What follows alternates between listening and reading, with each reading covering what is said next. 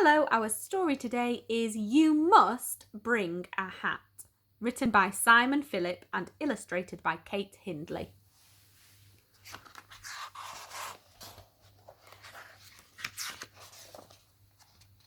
I received an invitation to a party.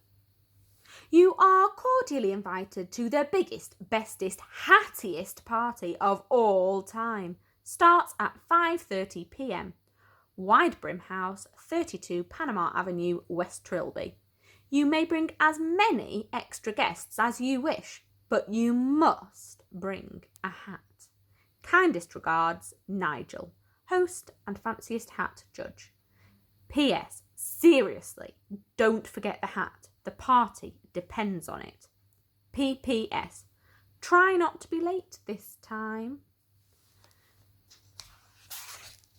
Immediately I panicked. I didn't own a hat, and the invitation specifically stated that I must bring a hat. The party depended on it. I searched everywhere for a hat. Peddler's finest hats sold out.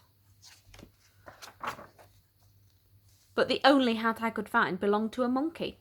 That's a lovely hat. Can I borrow it, please? No.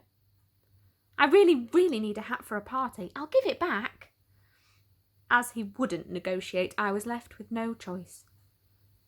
At least I had a hat, even if it was still attached to a monkey. But on arrival, the security was pretty tight. Invitation, please, said the doorman. Apparently, there were other rules too. Sorry, sir, but we're under strict instructions not to let in any hat-wearing monkeys. Unless they are also wearing a monocle. Luckily, we soon bumped into a badger named Jeff. He was just the sort of badger we required. I do beg your pardon, chaps, but are you by any chance after a monocle? Indeed we are. We need it for a party. I will lend this monkey my monocle on the condition that I may accompany you to your shindig. Invitation, please, said the doorman again. Sorry, sir, but we're under strict instructions not to let in any hat and monocle-wearing monkeys if they are accompanied by a badger called Jeff. Unless Jeff can play the piano. Can you play the piano? I asked. Don't insult me. I'm a badger. Of course I can. Jeff can play, I said firmly. I'm afraid we need to see that, the doorman replied.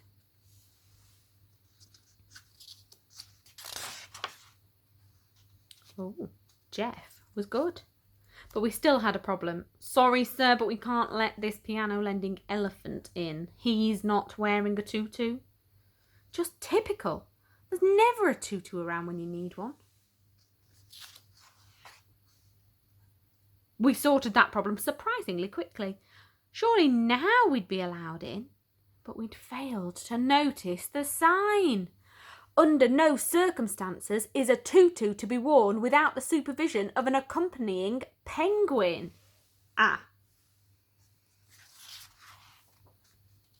Martin kindly helped us out. And as he was a very clever penguin, we were already prepared for the next rule. All penguins accompanying pink tutu-wearing elephants must bring with them a suitcase full of cheese.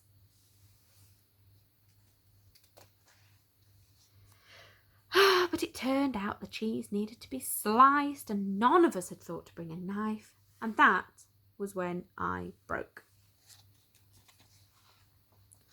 Look, these are the silliest rules I've ever heard. Nigel clearly stated on his invitation that I could bring anyone I wanted, so long as I brought a hat, and I brought a monkey in a hat. So technically, I brought a hat, and... Nigel, said the doorman. Who's Nigel? This is Felicity's party. This isn't number 32? Next door. Oops. Happy birthday, Nigel. Still, Nigel's party was worth the hassle.